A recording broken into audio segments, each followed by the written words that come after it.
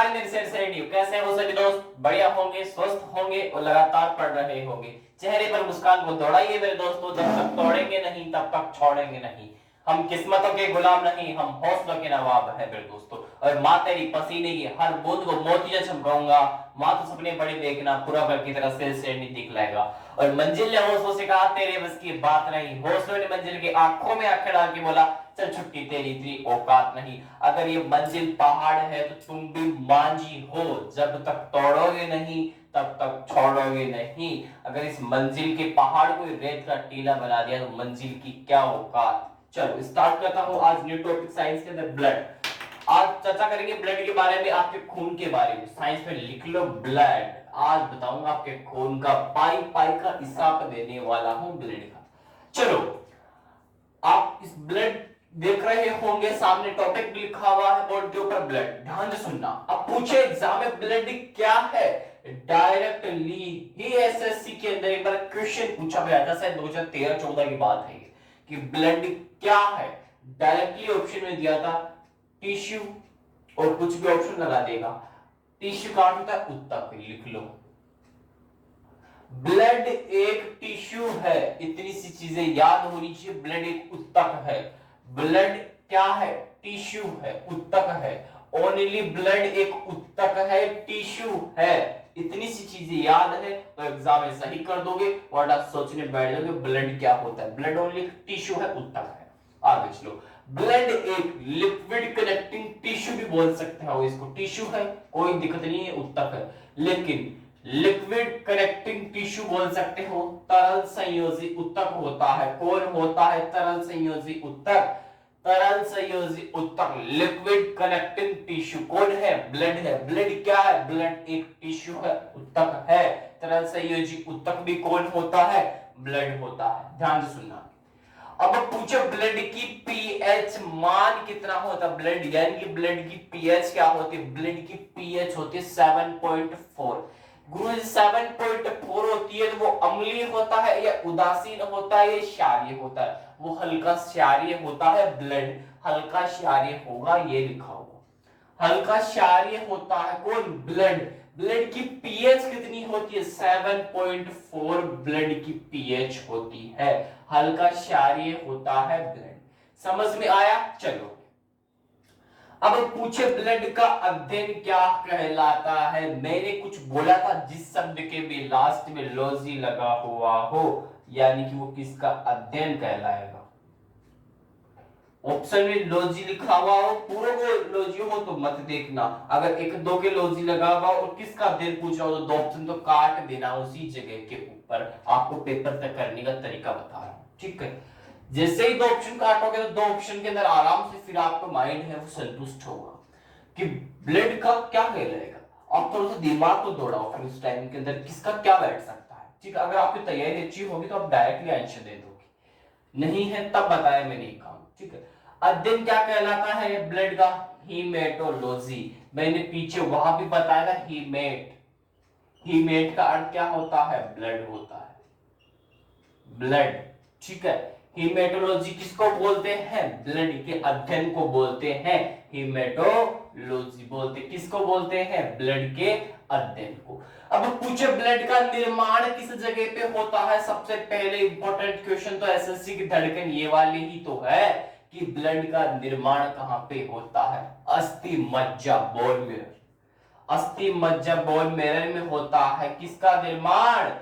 खून का, आपके ब्लड का निर्माण किसके अंदर होता है? अस्थि मज्जा के अंदर होता है ब्लड का निर्माण। डायरेक्टली क्वेश्चन पूछा हुआ है कि ब्लड का निर्माण कहां पे होता है? अस्थि मज्जा के अंदर होता है। समझ में आया? पूछे ब्लड की पीएच कितनी होती है? 7.4 होती है। ये उदासीन होता है, क्षारीय होता है, ये अम्लीय होता है, ये भी पूछ सकता है। तो आपको बताना है हल्का क्षारीय होता है ब्लड। समझ में आया? अब पूछे ब्लड क्या है? ब्लड एक उत्तक है। ब्लड एक लिक्विड कनेक्टिंग टिश्यू है, तरल संयोजी उत्तक है। यहां तक पूरा का पूरा एजेटिक दिमाग में छप जाना चाहिए ब्लड। आगे चलो। पूछे अब ब्लड जो है वो शरीर का कितना प्रतिशत होता है? ब्लड 7% शरीर का भार होता है। जो आपका शरीर होता है उस शरीर का 7% तो केवल ब्लड ही होता है। ब्लड, आपके जो शरीर है उस शरीर के अंदर ब्लड ही होता है। 7% शरीर में क्या होता है, ब्लड ही पाया जाता है। ओनली 7% तक तो ब्लड होगा किसमें, आपकी शरीर के अंदर ब्लड होगा कितना, 7%। तो पूछ सकता है एग्जाम में कि शरीर का भार कितना परसेंट होता है, ब्लड डाइट क्वेश्चन कर सकता है, तो 7% होता है, याद होनी चाहिए। वहां पे ये नहीं होनी चाहिए, बताया दिया 2 बार 3 बार, स्टाइल लगा के नोट कर लेना। अब पूछे ब्लड, एक व्यक्ति मनुष्य में ब्लड कितने लीटर होता है, ब्लड मनुष्य में 5 से 6 लीटर होता है। व्यक्ति में ब्लड 5 से 6 लीटर होता है। और मैंने कल ऐसे ही कुछ बताई थी 5 से 6 लीटर, मैंने क्या बताया था, 1 मिनट के अंदर 72 बार धड़कता है और 1 मिनट के अंदर 70 ml प्योरीफाइड ब्लड होता है। तो 72.70 जब इसको सोल आउट करोगे तो लगभग 5 लीटर आ जाएगा। यानी कि एक मनुष्य में 5 लीटर या 6 लीटर बोल सकते हो आप, लगभग होता है ये ब्लड। ठीक है, मैंने आपको ऐसे कल सोल आउट करके बताया था, पीछे हार्ट पढ़ाया था कल कि 1 मिनट में 72 बार धड़कता है और 1 मिनट में जो आपका ब्लड है कितना प्योरीफाई होता है, 70 ml प्योरीफाई होता है। दोनों को अपॉइंट में डाल के 5 लीटर निकाल दिया था मैंने कल। यानी कि मनुष्य की बॉडी में 5 से 6 लीटर लगभग माना जाता है ब्लड पाया जाता है। चलो अब आओ रक्त की ओर, रक्त लगाओ, रक्त ब्लड ही होता है ये भी। ठीक है, ब्लड 2 प्रकार से बांट दिया मैंने, एक तो बांट दिया पंप और एक बांट दिया शुद्धिकरण में। ध्यान से सुनना, अभी यहां पे ऊपर लिख देता हूं।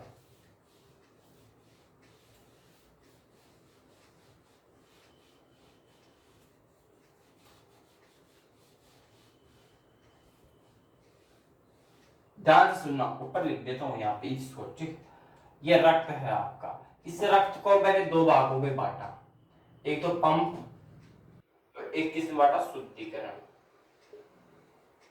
और पंप में क्या होता है, हार्ट को पंप कौन करता है, हार्ट को पंप मैंने कल पढ़ाया था, सॉरी ब्लड को पंप कौन करता है, हार्ट करता है। रक्त को पंप करने का काम हार्ट का होता है ओनली, इतनी मैंने बताई थी कल। लेकिन जो ब्लड होता है इसका शुद्धिकरण कौन करता है, आपकी किडनी करती है, किडनी करती है। बताया था नहीं बताया था कल, किडनी, किडनी तो शुद्धिकरण करती है रक्त को, और हार्ट क्या करता है, पंप करता है, रक्त को पंप करने का काम कर हृदय का है। लेकिन ब्लड को पंप करना, प्योरीफाई करना, ये किसका काम है, ये मेरी किडनी का काम है। समझ में आया? चलो आगे मुझे बता दो, यहां से एक क्वेश्चन और निकल के आ रहा है। जो ब्लड होता है इस ब्लड में ऑक्सीजन कौन मिलाता है, ऑक्सीजन। अरे भाई जब ब्लड में ऑक्सीजन नहीं मिलेगी जब तक आपकी मृत्यु ही हो रही होगी। अगर मान लो आपके ब्लड में ऑक्सीजन नहीं है तो आप मरने वाले हो या मर चुके होगे, क्योंकि ब्लड में ऑक्सीजन बहुत जरूरी है। मैंने बताया नहीं था क्या, पीछे पढ़ा दिया मैंने चैप्टर यूं वाला करके, उसमें यूं बताया था इसमें ये ब्लड चल रहा है, ऊपर से ऑक्सीजन आएगी और वहां से वो निकल जाएगी, कौन लेके आएगा कौन नहीं लेके आएगा, मैंने बताया नहीं था पीछे। आराम जाए तो पढ़ते नहीं हो तुम, पढ़ाने के बावजूद भी मैं ऐसा टॉपिक लेके आता हूं तो वो पीछे वाले टॉपिक से इंक्लूड हो। ठीक है, आप उसको पढ़ लिया करो पीछे वालों। ठीक है, ध्यान सुनो। अब जो ऑक्सीजन है, ब्लड में ऑक्सीजन कौन मिलाता है, फेफड़े मिलाते हैं। ध्यान सुनना, ऑक्सीजन मिलाते हैं, कौन मिलाते हैं, फेफड़े। ब्लड में ऑक्सीजन मिलाने का काम फेफड़ों का है, लेकिन रक्त का शुद्धिकरण करने का काम किडनी का है, लेकिन उसको पंप करने का काम हृदय का है। इतनी चीजें याद है। इससे 3 क्वेश्चन बने, तीनों के तीनों छपे होने चाहिए कि ब्लड में ऑक्सीजन मिलाने लगा कौन, फेफड़े। शुद्धिकरण कौन करेगा, किडनी। पंप कौन करेगा, हार्ट करेगा। किसको करेगा, रक्त को। इस रक्त से ही तो आप जी रहे हो। चलो आगे, अब मैं क्या करता हूं, आपके रक्त में से प्लाज्मा को निकालता हूं।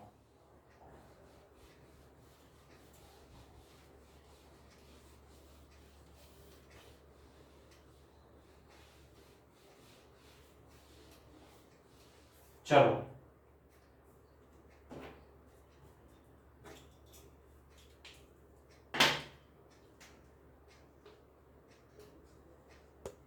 इस रक्त से तो मैंने निकाला इधर से प्लाज्मा, इधर निकाला कणिकाएं। मुझे बताओ प्लाज्मा कितना परसेंट होता है बॉडी में? 55%। 55% प्लाज्मा पाया जाता है और 45% कणिकाएं पाई जाती है। ये चीजें पता होनी चाहिए। 45% कौन होगी? कणिकाएं होगी, लेकिन 55% कौन होगा? प्लाज्मा होगा। अब इसमें पानी भी पूछ लेता है, पानी कितनी परसेंट होता है? 90% पानी होता है। पूछ ले इसमें प्रोटीन कितनी होती है? प्रोटीन होती है 7% ओनली। इसका परसेंट पता होना चाहिए इन सब का, कि प्लाज्मा 55%, पानी 90%, प्रोटीन 7%। कणिकाएं में क्या होगा? क्या होगा? आरबीसी होगी, डब्ल्यूबीसी होगी और प्लेटलेट्स होगी। प्लेटलेट्स होगी, डब्ल्यूबीसी होगी, आरबीसी होगी, कणिका होगी। लेकिन प्लाज्मा में water of 90%, dissolved solutions is the protein 70%, sorry 70% is plasma 55% होगा। प्लाज्मा 55%, पानी 90%, protein that is the solution is the 70% होगा रक्त ब्लड के अंदर। कणिकाएं आरबीसी 45% होगा, डब्ल्यूबीसी और प्लेटलेट्स होगी। अब हेडिंग लगा लो, यहां से इस प्लाज्मा को उठा लो, इस प्लाज्मा का पोस्टमार्टम करते हैं।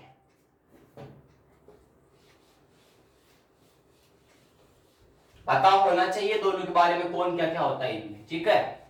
चलो आगे। अब लगाया प्लाज्मा को, उठाया यहां से। प्लाज्मा कितना परसेंट बताया? 55%। तो लिख लो प्लाज्मा को। इसमें वाटर ऑफ भी लिख लो, वाटर ऑफ 90%। लिख लो प्रोटीन ऑफ 7%, प्रोटीन ऑफ 7%। यहां तक लिख लिया। मुझे बता दो इस प्लाज्मा में से जब कोई भी व्यक्ति है कोविड-19 का, अभी मान लो इस कोविड-19 के अंदर पढ़ा रहा हूं, पहले नहीं पढ़ाया जाता था ऐसा, ठीक है, लेकिन अब क्वेश्चन बन रहा है। कोविड-19 हो गया किसी व्यक्ति को, अब कोविड-19 हो गया तो जैसे ही कोविड-19 से रिकवर होगा, ठीक होगा, रिकवर होगा, ठीक होगा, तो उसकी बॉडी से क्या किया जाएगा? उसकी बॉडी से क्या किया जाएगा? क्या चीज निकाली जाएगी? कोविड-19 के व्यक्ति की बॉडी से क्या निकाली जाएगी? उससे एंटीक्लोटिंग, एंटीक्लोटिंग निकाली जाएगी। उसकी बॉडी से एंटीक्लोटिंग को अलग किया जाएगा। एंटीक्लोटिंग को अलग करने वाली क्या होगी? प्लाज्मा थेरेपी होगी, इस प्लाज्मा मिलाया जाएगा। और मुझे बताओ ये प्लाज्मा क्या होता है? हल्का पीला होता है, हल्का पीला होता है। कौन होता है हल्का पीला? प्लाज्मा। बॉडी से एंटीबॉडी अलग करोगे, एंटीबॉडी, एंटीबॉडी अलग करोगे, ये वाला यहां पे आएगा, ये क्या कहलाएगा? प्लाज्मा थेरेपी होगी, प्लाज्मा थेरेपी बोलते हैं इसको, ठीक है। अभी ये प्लाज्मा थेरेपी की जाती थी हॉस्पिटल्स वगैरह में कोविड-19 वालों की। लिख दिया ना एंटीबॉडी, कोविड-19 से ठीक हुए व्यक्ति, रिकवर हुए व्यक्ति में मिलेगी एंटीबॉडी, प्लाज्मा होगी। इसको निकालोगे, प्लाज्मा रख दोगे, यानी ये प्लाज्मा थेरेपी होगी। हल्का पीला होगा, 90% क्या होगा? वाटर ऑफ होगा, प्रोटीन होगा 7% होगा, और प्लाज्मा कितना होगा? 55% होगा। लिखो फटाफट से, नोट करो। लिख लिया? चलो एक चीज और लिख लो, फिर एक लास्ट और लिख लो, सीरम। मुझे बता दो सीरम क्या होता है, फिर मैं इसको समाप्त करता हूं। सीरम क्या होता है? यहां से क्वेश्चन आता है, सीरम क्या होता है? देखो देखो सीरम क्या होगा मेरे दोस्तों, क्या होगा बताओ? प्लाज्मा में से क्या अलग करोगे, मुझे बताओ। प्लाज्मा में से क्या अलग करोगे कि सिरप बन जाए? फाइब्रिनोजन, बहुत बढ़िया, फाइब्रिनोजन।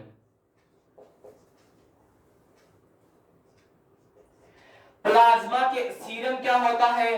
प्लाज्मा में से फाइब्रिनोजन को अलग करना, प्लाज्मा से अलग फाइब्रिनोजन। प्लाज्मा में से जैसे ही आप क्या करोगे, फाइब्रिनोजन को निकालोगे, वो क्या बन जाएगा, सीरम बन जाएगा। ये मान लो वो प्लाज्मा है, इस प्लाज्मा में से मैंने क्या किया, इस फाइब्रिनोजन है ये मेरे पास प्लाज्मा में, अब इसको मैं फाइब्रिनोजन को बाहर निकाल रहा हूं, किस में थे, इस प्लाज्मा में से, वो क्या बन जाएगा, सीरम बन जाएगा, सीरम बन जाएगा। प्लाज्मा में से फाइब्रिनोजन को अलग करना क्या कहलाता है, सीरम कहलाता है। ये क्वेश्चन जरूर एसएससी पूछेगी पूछेगी पूछेगी, लिख लो छपेगा। ऐसा क्वेश्चन ये एग्जाम में पूछता है कि सीरम क्या होता है, प्लाज्मा में से फाइब्रिनोजन को अलग करना ही सीरम कहलाता है। प्लाज्मा 55%, पानी 90%, प्रोटीन 7%, हल्का पीली होती है ये प्लाज्मा। कोविड-19 के ठीक हुए व्यक्ति से क्या निकालो, एंटीबॉडी निकालो। क्या करोगे, प्लाज्मा थेरेपी करो। अगर इतनी चीजें आती है ना ब्लड में भी, तो आप पेपर पास करके आओगे। अभी ब्लड कल करवा दूंगा, कंप्लीट हो जाएगा कल।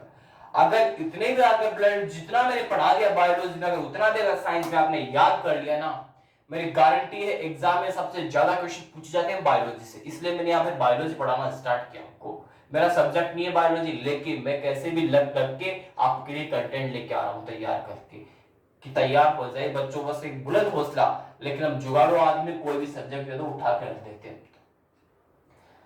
फिर कह रहा हूं बायोलॉजी ज्यादा समय की नहीं है, ये 5 से 10 दिन में कंप्लीट करवा दूंगा पूरी बायोलॉजी, इतनी ही रही। यानी कि अपन को पेपर पास करना और काम ही नहीं है अपना, ज्ञान लेना काम नहीं है, बस इनको एक बार रिवीजन लगा लें। रिवीजन तो करवाता रहूंगा, इसको बंद नहीं करूंगा।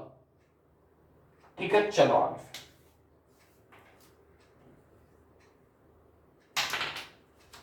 फाइब्रिनोजन का काम, फाइब्रिनोजन में क्या, रक्त का थक्का नहीं बनता इसमें, और क्या होता है लिख लो। फाइब्रिनोजन में रक्त का थक्का जमने से रोकती है, रक्त का थक्का जमने से रोकती है। रक्त का थक्का जमने से कौन रोकता है, ये फाइब्रिनोजन रोकता है। ठीक है,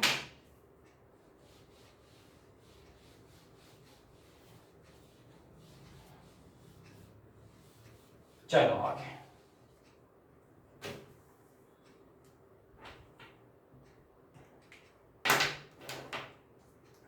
लिखो राज्य दर्शन।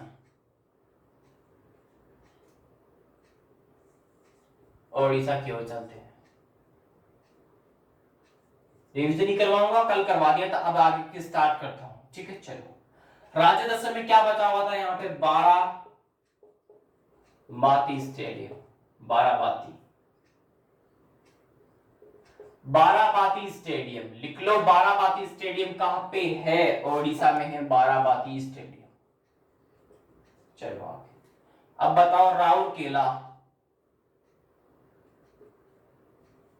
सॉरी पहले तो लिखो बिरसा मुंडा रह गया ना, बिरसा मुंडा स्टेडियम ये कहां पे है बताओ।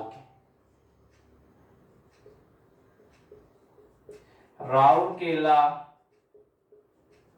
इस्पात संयंत्र ये कहां पे है, ओडिशा में है। किसकी सहायता से बनाया जा रहा है, जर्मनी की सहायता से तैयार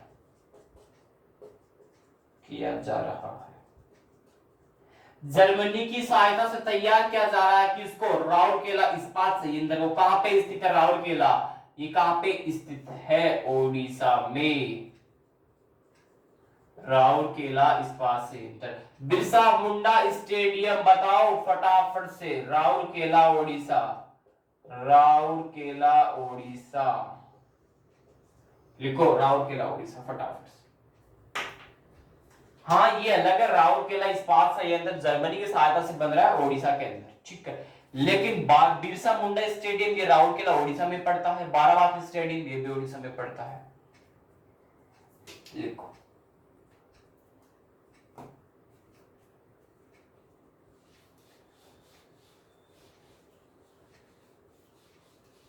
और मुझे बताओ सबसे युवा सांसद कौन है, वो ओडिशा की है, वो बताओ कौन है, बताओ फटाफट से लिख लो इस चीज को। सबसे युवा सांसद वो कौन सी लोकसभा से है, अभी 70वीं लोकसभा से, 70वीं लोकसभा से सबसे युवा सांसद कौन है? चंद्राणी मुर्मू। चंद्राणी मुर्मू। चंद्राणी मुर्मू कौन है सबसे युवा सांसद लोकसभा 17वीं लोकसभा सीट से? मुझे बताओ चंद्राणी मुर्मू कौन सी सीट से है? सॉरी, लोकसभा से है 17वीं सीट, ठीक है। सबसे युवा सांसद है चंद्राणी मुर्मू, लेकिन कौन सी सीट से आती है चंद्राणी मुर्मू? बहुत बढ़िया, क्योंझर सीट से। क्योंझर सीट से। क्योंझर सीट से कौन आती है? चंद्राणी मुर्मू आती। क्या है? 17वीं लोकसभा की सबसे युवा सांसद है। ये क्वेश्चन छप चुका है दो एग्जामों में। अब तीसरी बात ये आपके एग्जाम में छपने की कि सबसे युवा सांसद 17वीं लोकसभा की कौन है? चंद्राणी मुर्मू। कहां से इनका संबंध आता है? ओडिशा से संबंधित आता है। लेकिन इंपॉर्टेंट चीज है, 17वीं लोकसभा में सबसे युवा सांसद चंद्राणी मुर्मू कौन सी सीट से है? बच्चे ये याद नहीं करते, ओनली नाम रट के जाते हैं। क्योंझर सीट से है, इंपॉर्टेंट है ये वाला। छपेगा, लिख लो, छपेगा, लूट लो। चलो टेक्निकल टीम टाइम बताए।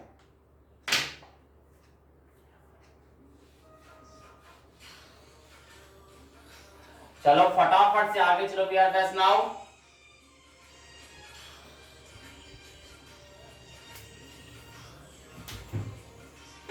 सिमलीपाल भीतरकणिका। सिमलीपाल व भीतरकणिका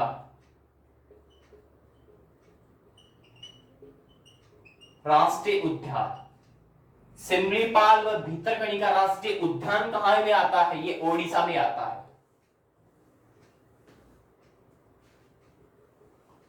सिमलीपाल भीतरकणिका ओडिशा में आता है। टेक्निकल टीम टाइम बताइए। सिमलीपाल व भीतरकणिका राष्ट्रीय उद्यान, नेशनल पार्क कहां पे है? ओडिशा के अंदर है। लिखो, सिमलीपाल व भीतरकणिका दोनों अलग अलग है, ठीक है।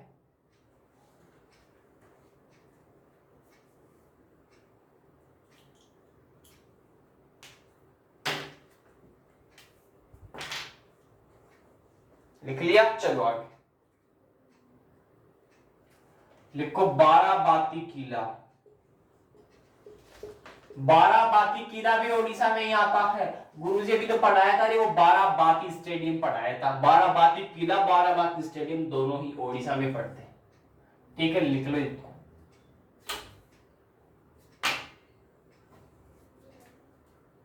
लिखो, लिख लिया? चलो आगे।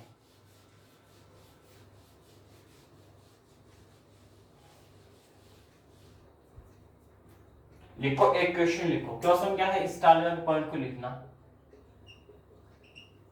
केंद्रीय चावल अनुसंधान, केंद्रीय चावल अनुसंधान कहां पे स्थित है? केंद्रीय चावल अनुसंधान बताओ। ये कटक ओडिशा में है। कटक में है ओडिशा। ओडिशा मत कर देना, वहां पे ओडिशा भी होगा ऑप्शन में, लेकिन ये ऑप्शन दे दिया तो भट्टी बुझ जाएगी। और कटक याद करके जाना ओडिशा में। कटक ओडिशा में पड़ता है। क्या है? केंद्रीय चावल अनुसंधान केंद्र कहां पे स्थित है?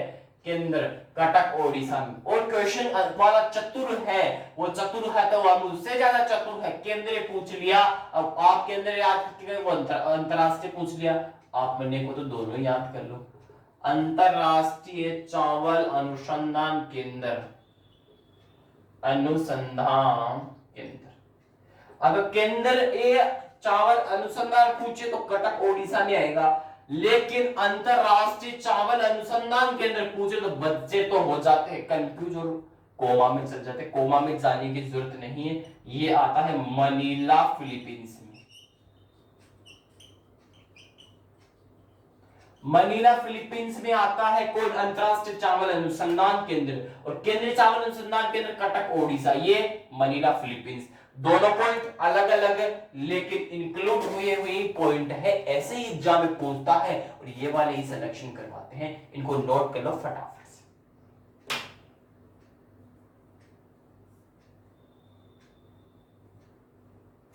बाद में पढ़ोगे, इसमें बाद में पढ़ा देता हूं, तुम बांध ही पढ़ो, हीरा कुंड बांध पढ़ लो। संबलपुर में आता है, संबलपुर में।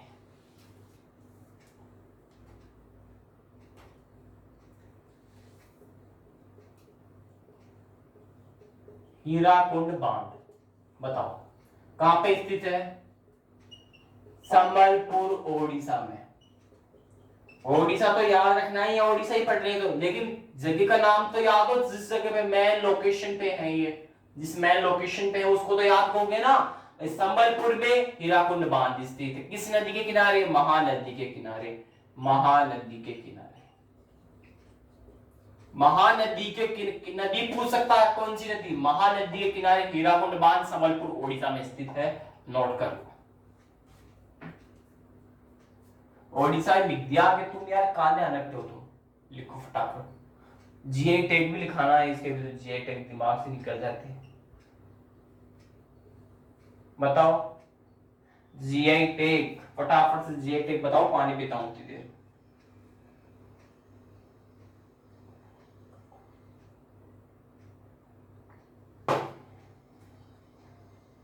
क्या क्या है? बहुत बढ़िया। एक तो बोमकाई साड़ी हो गई, एक कदमार हल्दी, एक है सबसे प्यारा रसोगुल्ला। रसगुल्ला नहीं होता, रसोगुल्ला होता है। दोबारा लिख दो रे छोरो, को मानो भाई।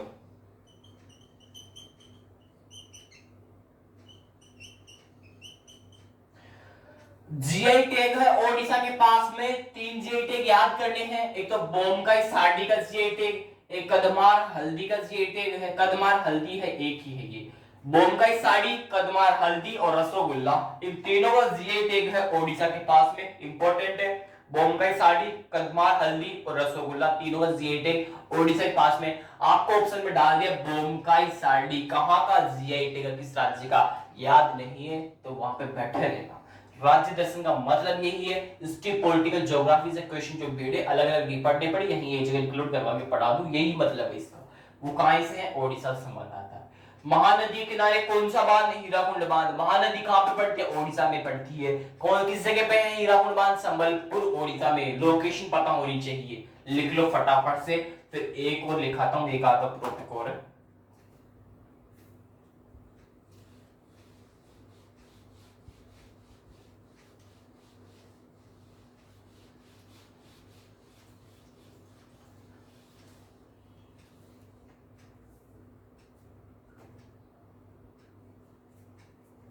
लिखो ओलिवे रिडले टर्टल। आईएएस में पूछा हुआ क्वेश्चन है ये, चल सकता है। ओलिवे रिडले टर्टल क्या है?